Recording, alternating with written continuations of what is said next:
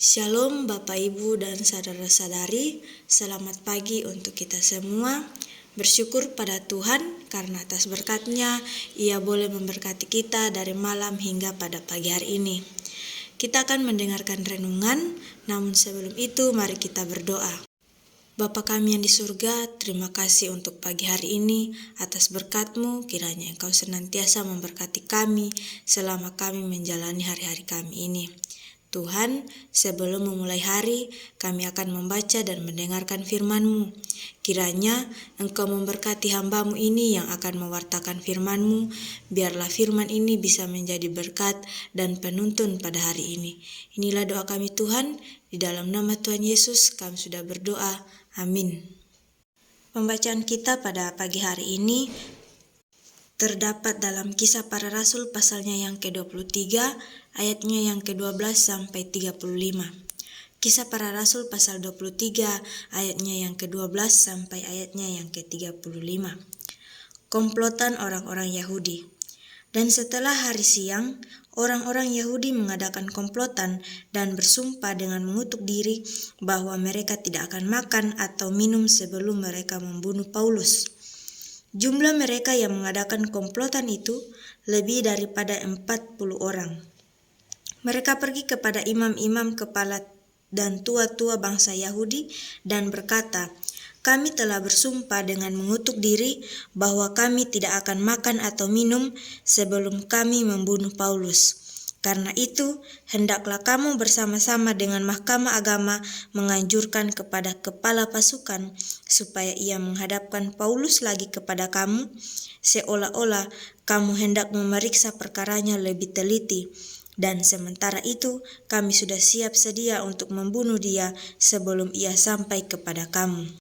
Akan tetapi kemenakan Paulus, anak saudaranya perempuan, mendengar tentang penghadangan itu. Ia datang ke markas dan setelah diizinkan masuk, ia memberitahukannya kepada Paulus. Lalu Paulus memanggil salah seorang perwira dan berkata kepadanya, "Bawalah anak ini kepada kepala pasukan karena ada sesuatu yang perlu diberitahukannya kepadanya." Perwira itu membawanya kepada kepala pasukan dan berkata, "Paulus orang tahanan itu memanggil aku dan meminta supaya aku membawa anak muda ini kepadamu, sebab ada yang perlu diberitahukannya kepadamu." Maka kepala pasukan itu memegang tangan anak muda itu lalu membawanya ke samping dan bertanya, "Apakah yang perlu kau beritakan kepadaku?"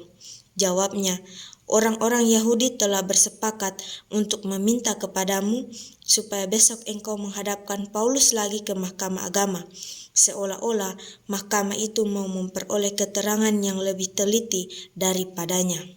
Akan tetapi janganlah engkau mendengarkan mereka, sebab lebih daripada 40 orang dari mereka telah siap untuk menghadang dia. Mereka telah bersumpah dengan mengutuk diri bahwa mereka tidak akan makan atau minum sebelum mereka membunuh dia. Sekarang mereka telah siap sedia dan hanya menantikan keputusanmu." Lalu kepala pasukan menyuruh anak muda itu pulang dan memerintahkan kepadanya, "Jangan katakan kepada siapapun juga bahwa engkau telah memberitahukan hal ini kepadaku." Kemudian kepala pasukan memanggil 2 perwira dan berkata, "Siapkan 200 orang prajurit untuk berangkat ke Kaisarea beserta 70 orang berkuda dan 200 orang bersenjata lembing kira-kira pada jam 9 malam ini. Sediakan juga beberapa keledai tunggang untuk Paulus dan bawalah dia dengan selamat kepada wali negeri Felix." Dan ia menulis surat yang isinya sebagai berikut. Salam dari Claudius Lysias kepada wali negeri Felix yang mulia.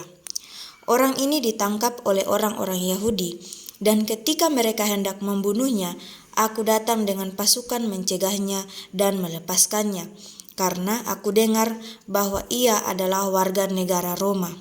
Untuk mengetahui apa alasannya mereka mendakwa dia, aku menghadapkannya ke Mahkamah Agama mereka.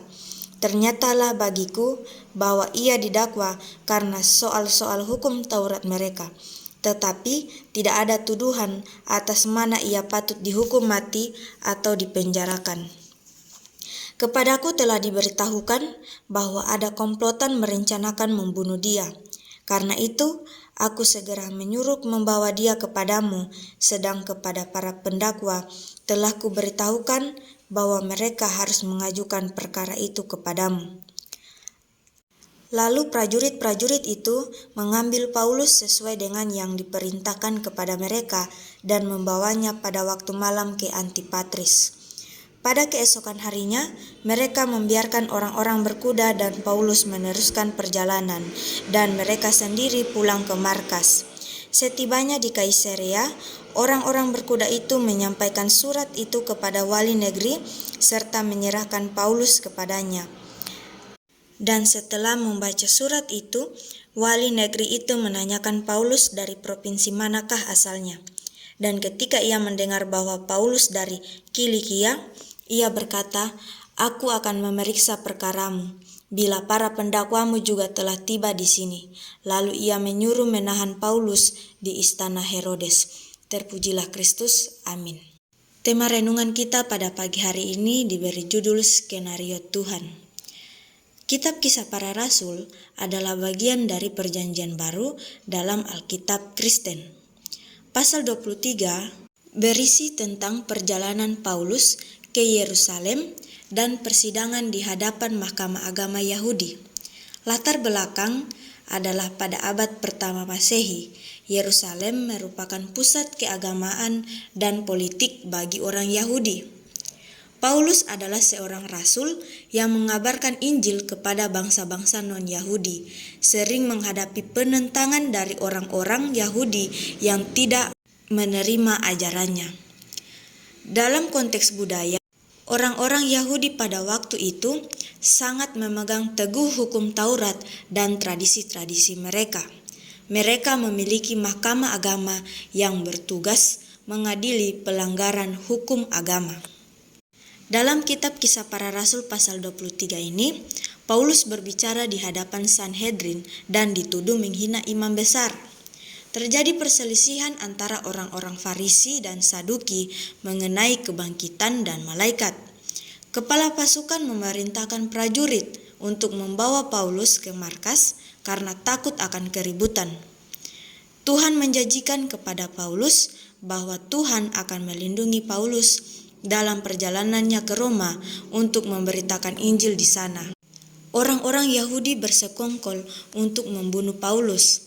Tetapi anak laki-laki saudara perempuan Paulus memberitahukan rencana tersebut kepada Paulus.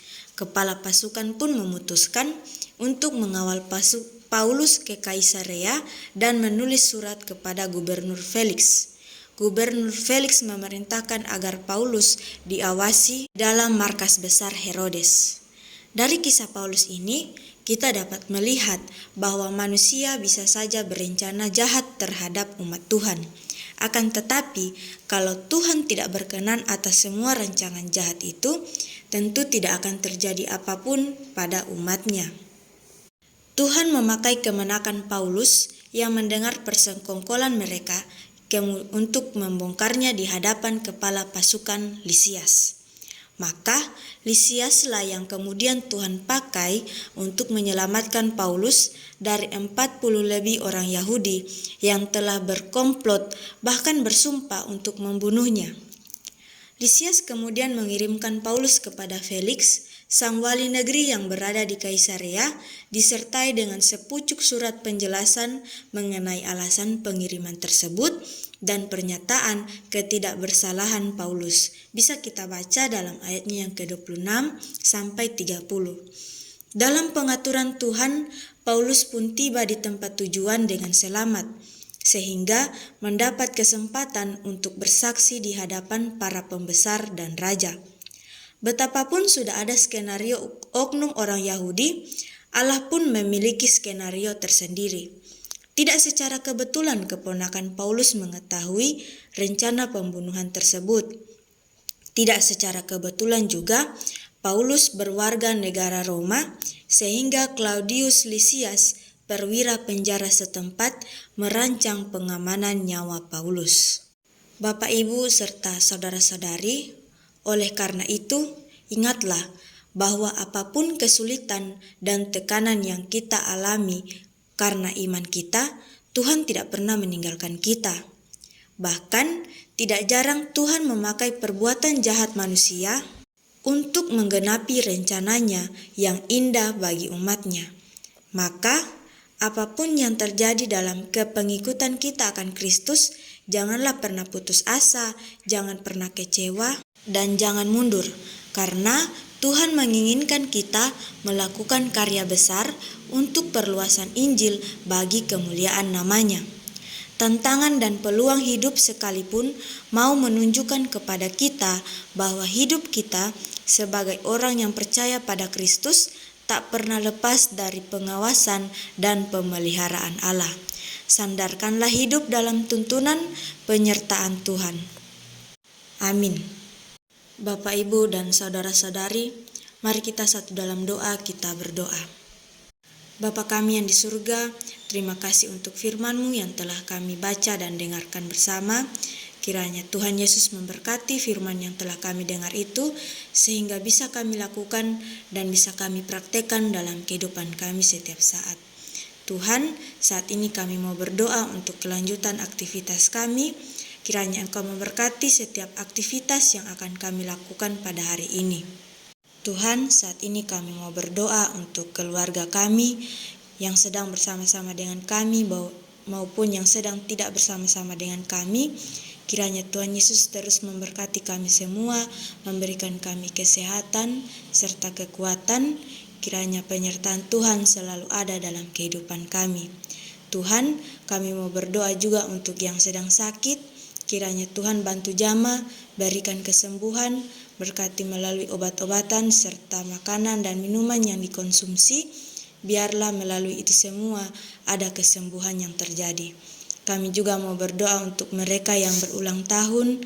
Kiranya Tuhan Yesus memberkati senantiasa kehidupannya, memberkati di usia yang baru.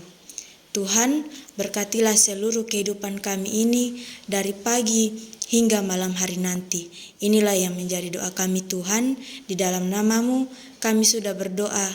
Amin.